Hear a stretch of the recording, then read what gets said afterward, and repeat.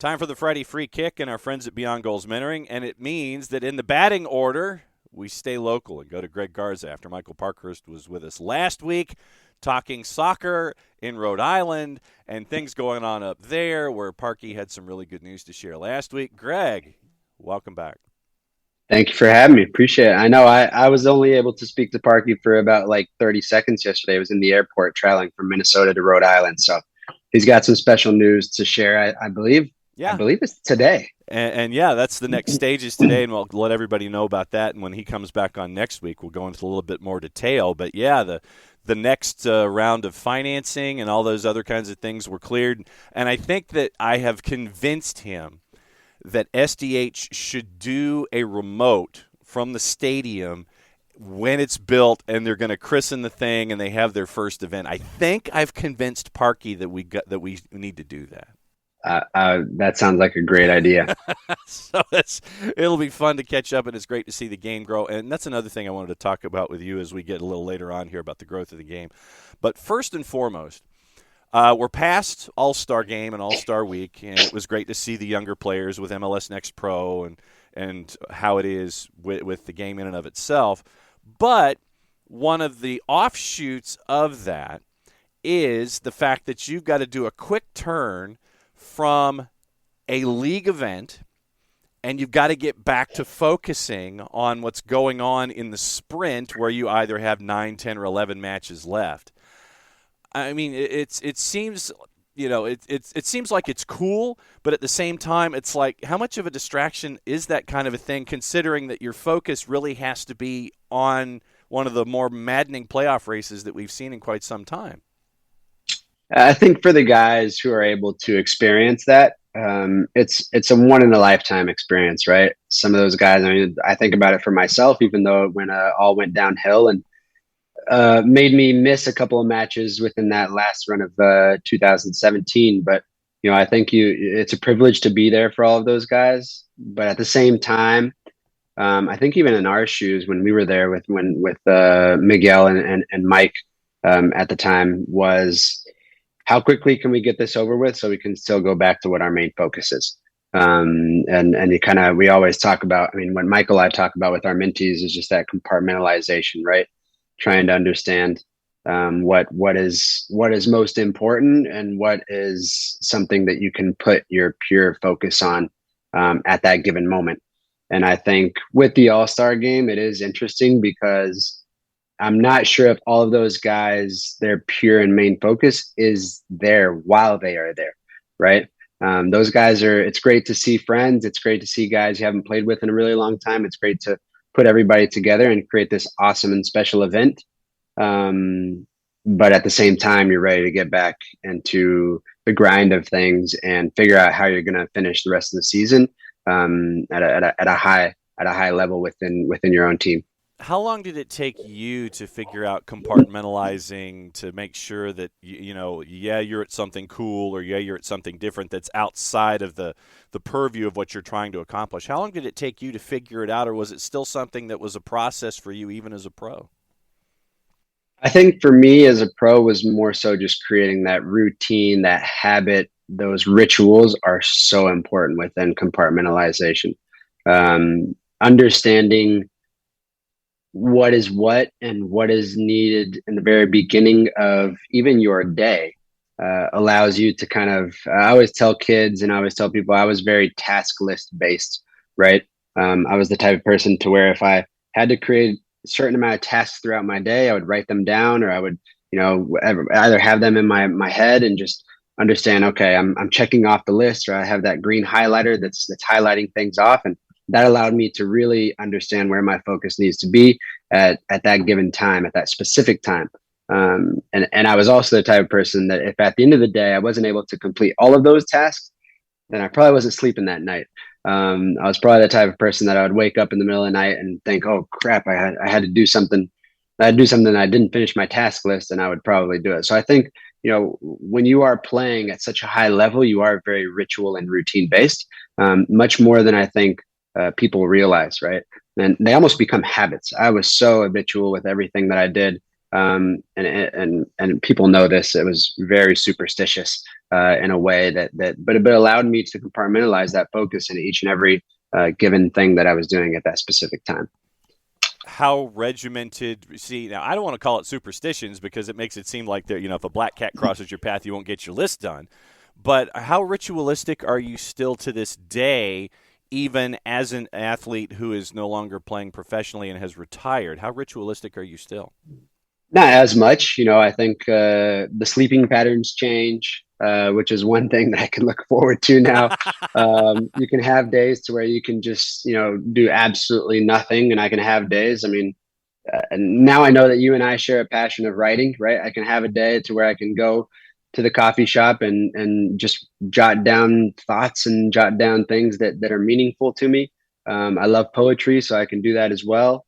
And to where before in my career, I was very regimented to where it's, everything is synchronized and scheduling to where it's from this time to this time, this time to this time. I have to eat at this time, snack is at this time, right? Doing rest at this time, stretching in the evening, recovery boots or the recovery, puffy pants at this time, right? So I think from what it stems from is at a very young age when you're playing at such a high level, um, you're there's a calendar that's created for you, right?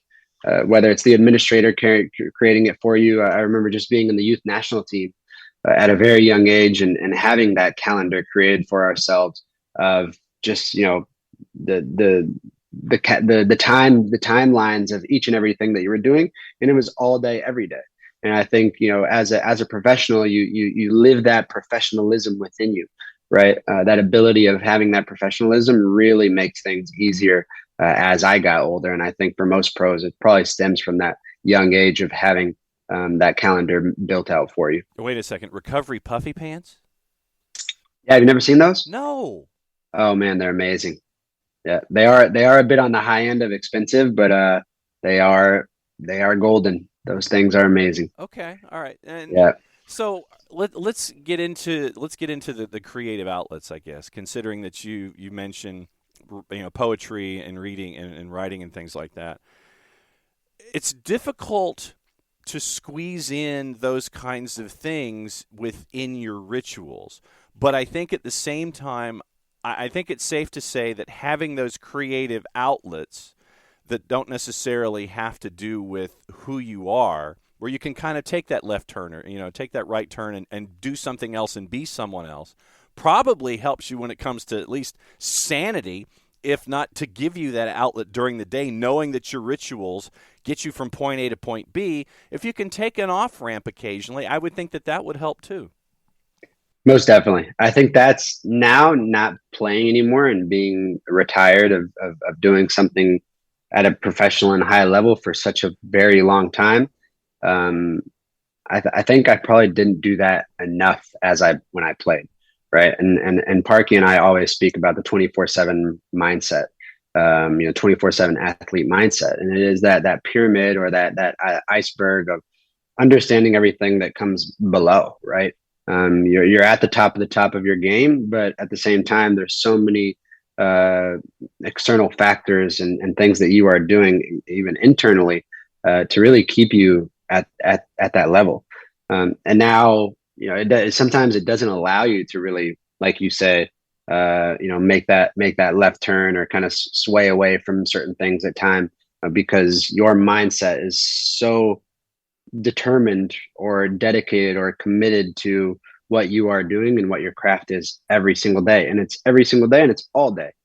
Because whatever you do during your day as a professional soccer player is going to affect how successful you are tomorrow. And I think that for me was a lovely challenge, and I love that because if I look back and I think to myself, man, I was a really good pro. I was very responsible. I knew how to hold myself to a certain accountability every single day. And I think there are a few of those guys that are still out there. But now that I don't play anymore, I'm finally realizing, okay, how good it feels to now do things a little differently, right? I still hold myself accountable in the ways that I need to hold myself accountable, but at the same time, I'm able to kind of sway away from things that that were such rituals or habitual in my life before. Do you find that with your peers and then your mentees, that those off ramps are things that are just as competitive? Because I mean, there are those of us who love golf. We're awful at it, but we love it, and it adds to competitive nature. Or are those off ramps more, for lack of a better word, passive? They're not as active, and they're not as locked in. They're not as competitive. Do you find, where is there a mix? What's the, when you get your feedback on these off ramps, are they along those same lines, the same aisles of the store, or is it those different things? I think it is. I think it is those different things, and I think that's why I think two things within the sport that you are playing.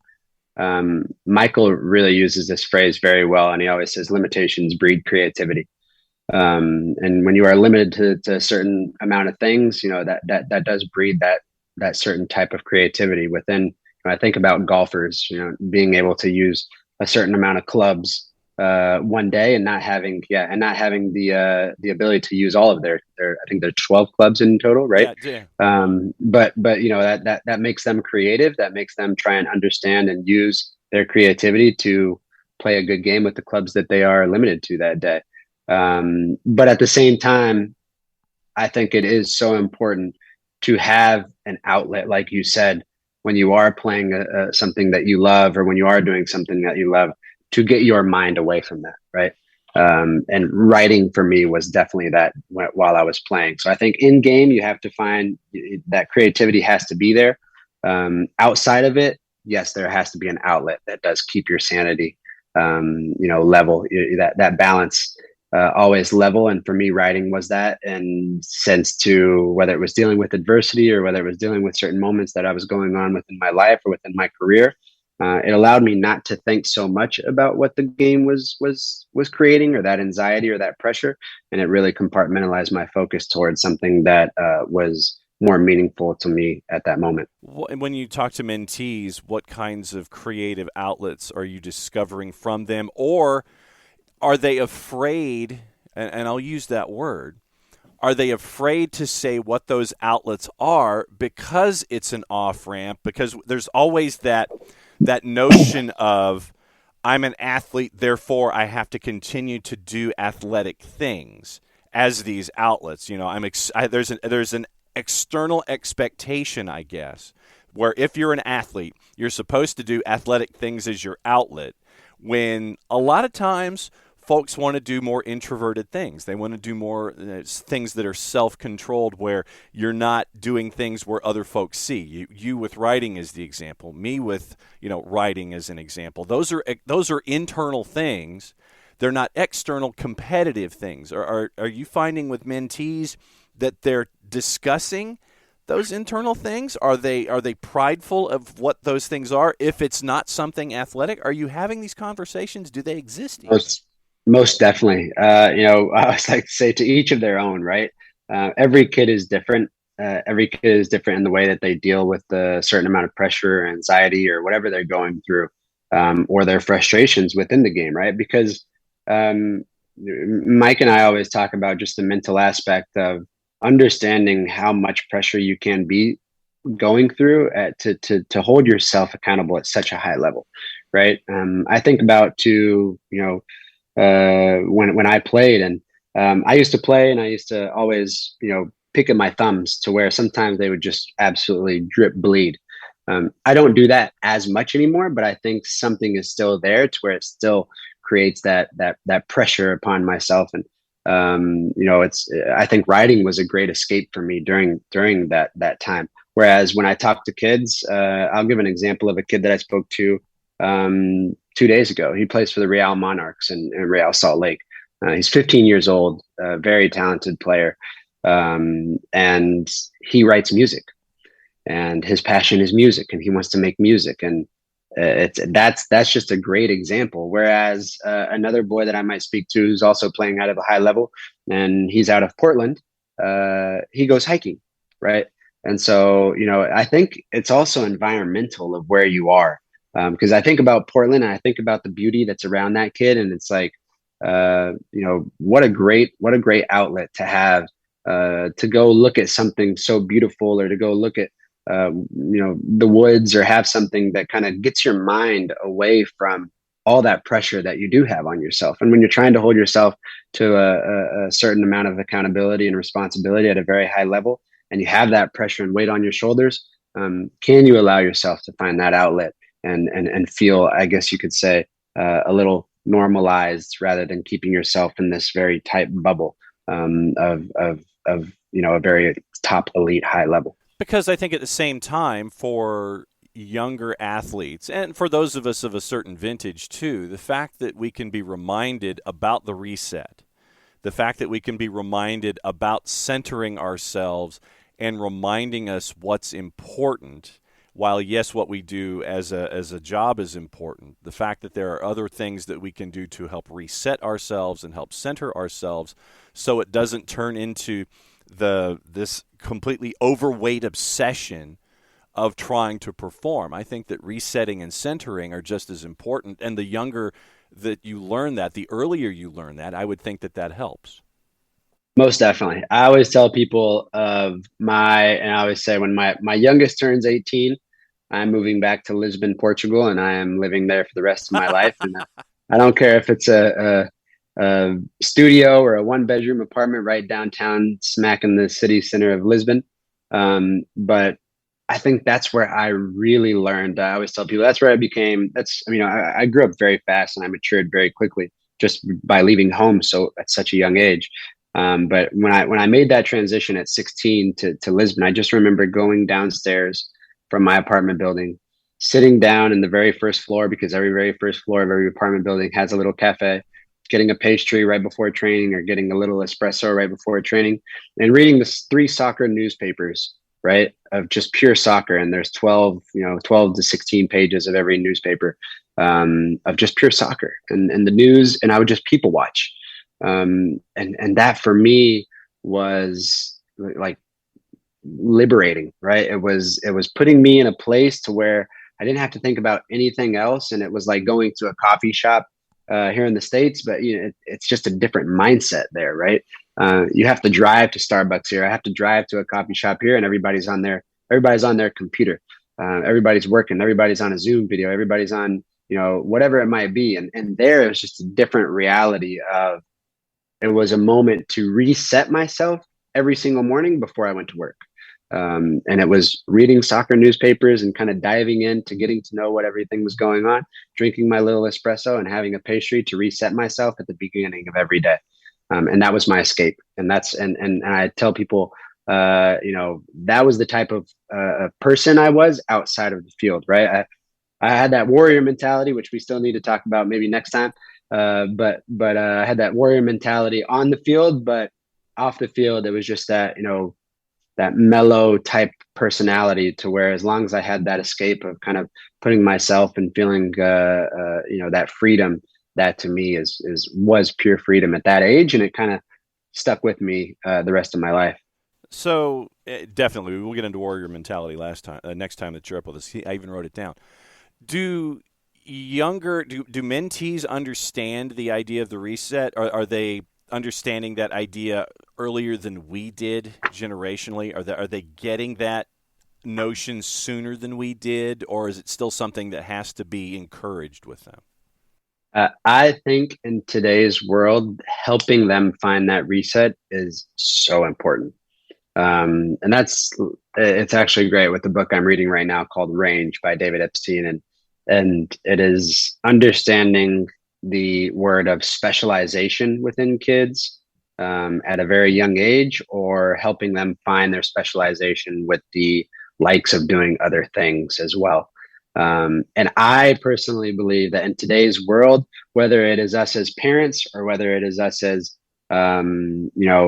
kids these days, they are completely so focused about becoming a professional soccer player, right? Especially let's use our world that we're in, from the age of 5 years old, and their parents are also bought into it as well.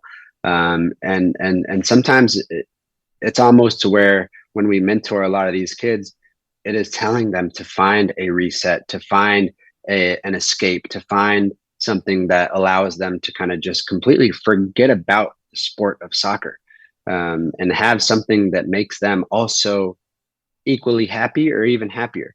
I always tell people, I remember I was a very dedicated professional in what I did. I always tried to perfect my craft, even when I was in off season. But those very first, in the off seasons that we had, especially when I played in Mexico or in Portugal, it was, 12 days out of the year, right? Whereas in here in the MLS, everybody's like, man, we need more time, and we all get 2-3 months off, and people are complaining about more. I'm like, my whole career, I got maybe 12 days a year. But I think within those 12 days, that first 7 to 10, I would not even want to see a ball in front of me, right? I would not even want to think about soccer, because that right there was your pure reset, right? Whereas today, I think kids don't think about that. They're like, okay, well, within these 7 to 10 days, so the whole entire summer, I have to train every single day, and teaching them that, and having someone that can be in their corner and tell them, hey, I've been in your shoes before. You need to find something that is different from soccer. Go watch a baseball game. Go watch a football game, right? Go to a basketball game, or go fishing, right? Clint Dempsey is by far the best example to go to that. If we were to get Clint Dempsey on here one day and we're about to talk about, what is your true passion in life, soccer would probably be the fifth or sixth one, because fishing would be number one, right? And whether it's fly fishing, whether he has his own boat and he goes out every single day, in which I know he does, that is his first passion, and was his escape every single day after training, going fishing. And it's interesting to see how that probably kept him so level-headed, to be so successful within his whole entire career, because soccer was a priority because it was his job, but he had other outlets and other things that really kept him probably purely focused on compartmentalizing the things that gave him the most happiness. Are you finding feedback from parents of mentees that they understand that it's just as important too when it comes to having their athletes inside their family understanding the value of a reset? Do parents understand the value of the reset as much as the student athletes do? That is a very difficult conversation to have, because sometimes it's almost as equal as mentoring the parents as well, and helping their children understand the value of reset. And that can be difficult, right? Because you have parents that see their child have a specific talent in something, and it's really teaching them the value. And I always say the best word to use is support, right? Not pushing them too much, but at the same time, just being willing to understand how to support them, right? And teaching the parents as well their reset, right? Because their minds and their life can also be almost too involved within that specific sport, and helping them find things that they can also connect with their kids that's beyond soccer, that's beyond the sport that those kids do play, is also extremely important, and I think super valuable that we can teach them as well.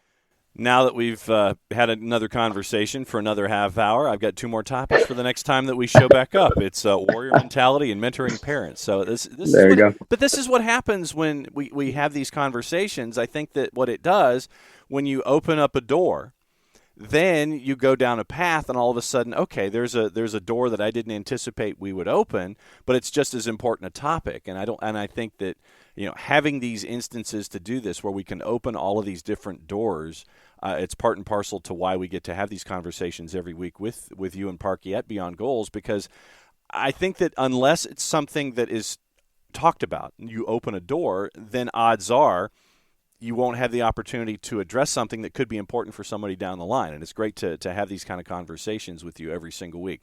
What is going on with Beyond Goals these days? I know that the college season's picking back up. You got high school practices going on. What's going on with the BGM?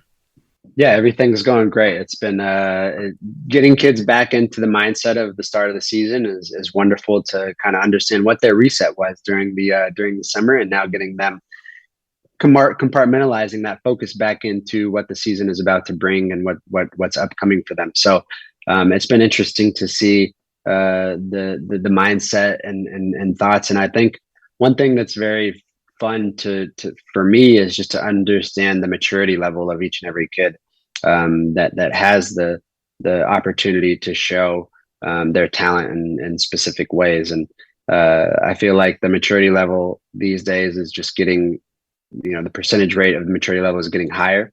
These kids at a young age are understanding their own responsibilities. And it's that for me to see that in the beginning of when school is starting, in the beginning of when the season is starting, how responsible these kids already are. And sometimes I have to pinch myself and say, wow, this kid is only 12 years old, or this kid is 13 or 14. And they already understand the value of resilience. They already understand the value of sacrifice. They already understand the value of failing and trying to succeed again. And so that for me has been the most interesting thing with all kids from all ages, boys and girls. Greg Garza with his bi-weekly visit, and with our friends at Beyond Goals Mentoring at BG Mentoring on the Twitters. Greg, as always, great to open doors with you and go on off ramps. We will catch up with you very soon, my friend. Thank you, bud. Always fun.